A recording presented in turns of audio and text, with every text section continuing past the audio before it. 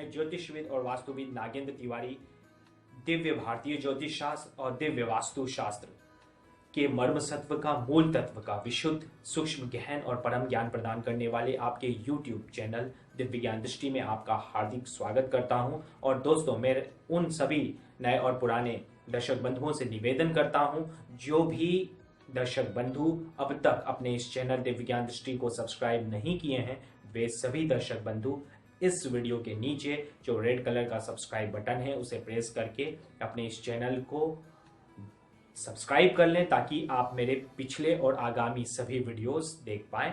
साथ ही साथ ज्योतिष और वास्तु के दिव्य ज्ञान की महिमा से लाभान्वित और अनुग्रहित हो सकें। और नभस योग समूह से संबंधित जिन भी जातक बंधुओं ने, जिन भी दर्शक बंधुओं ने वीडियो नहीं देखा है, वे सभी भी डिस्क्रिप्शन खंड में मैंने उसका लिंक दिया है, नभस योग समूह का जो वीडियो बनाया गया था, और आप उसे क्लिक करके भली भांति जानकारी प्राप्त कर सकते हैं। आइए अब हम चलते हैं नभस आकृति योग समूह के अंतर्गत आने वाले डंडा या दंड योग के बारे में जानने के लिए। डंडा योग अर्थात इंग्लिश में जिसे रॉड कहते हैं, वह योग किसी जातक की जन्म कुंडली में किस प्रकार से निर्मित होता है, आइए अब मैं आपको इसके बारे में बताता हूं।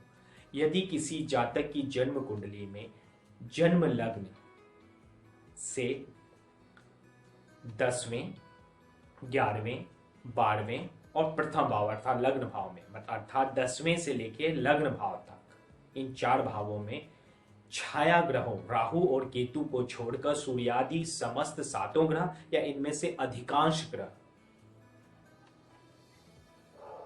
स्थित हो, तब उस जातक की जन्म कुंडली में डंडा योग का निर्माण होता है। अब किसी जातक की जन्म कुंडली में डंडा योग अगर निर्मित हो जाए या कोई जातक डंडा योग के अंतर्गत जन्म लिया हो तो उसे किस प्रकार के परिणाम मिलते हैं, आइए अब उसके बारे में जानेंगे। डंडा योग से अनुग्रहित जातक अशुभ प्रभाव को भोगने वाला होता है। ऐसे जातक जीवन में असफलता और धनहीनता से अभिशापित रहते हैं। ऐसे जातकों का जीवन निर्धनता में, संघर्ष में, शिकायत में, वाद विवाद में, लड़ाई झगड़े में और छोटी छोटी चीज़ों के लिए बहुत अधिक परिश्रम करने में व्यतीत होता है। ऐसे जातक जीवन के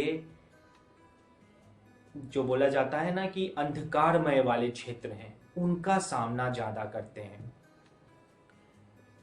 हालांकि जो डंडा योग है इसमें 9वां 10वां भाव जो कर्म का भाव है या फिर जो कैरियर का भाव है, 11वां भाव जो लाभ और इच्छा पूर्ति का भाव है, 12वां भाव जो व्यय और आध्यात्मिकता का, मोक्ष का भाव है, और प्रथम भाव जो हमारे स्वयं के अस्तित्व का, बुद्धि का और स्वयं के व्यक्तित्व का भाव है। इन 4 भावों का समावेश है।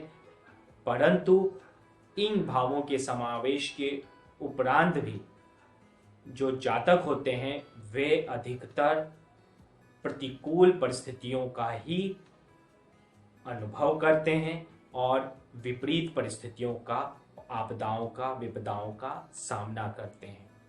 दोस्तों, हालांकि अगर लग्नेश उत्तम स्थिति में विराजमान हो या फिर शक्तिशाली हो, तब इस योग के प्रतिकूल प्रभावों में काफी हद तक कमी आ जाती है। तो दोस्तों, आज मैंने आपको डंडा योग से संबंधित जो जानकारी है वो दे दी है। अगर आपको भी ये अंक पसंद आया हो तो आप इस वीडियो को लाइक, शेयर और इस पर अपने कमेंट अवश्य करें। आगे हम फिर मिलेंगे एक नए आकृति नभस योग के साथ।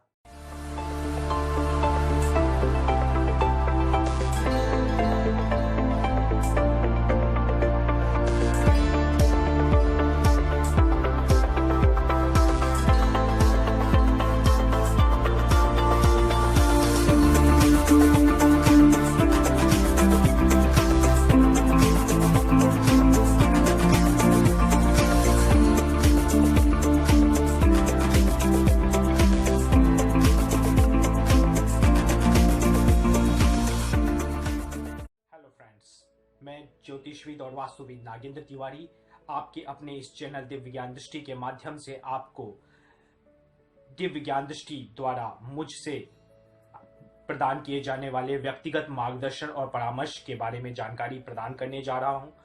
मित्रों, यदि आप अपनी जन्म कुंडली में अंतर्निहित रहस्यों को जानना चाहते हैं, छुपे हुए तथ्यों को जानना चाहते हैं, अपनी जन्म कुंडली का पूर्ण, विश्वसनीय, विशुद्ध, सूक्ष्म और गहन विश्लेषण, अध्ययन और समाधान प्राप्त करना चाहते हैं, और यदि आप अपने जीवन के किसी भी क्षेत्र जैसे कि वित्त, धन, नौकरी, व्यापार, व्यवसाय, परिवार, स्वास्थ्य इत्यादि किसी भी क्षेत्र से संबंधित किसी जिज्ञासा का समाधान चाहते हैं, किसी प्रश्न का उत्तर चाहते हैं और समस्या का निवारण चाहते हैं, तो आप दिव्य ज्ञान दृष्टि के दिए जा रहे नंबर पे कॉल अवश्य कर सकते हैं।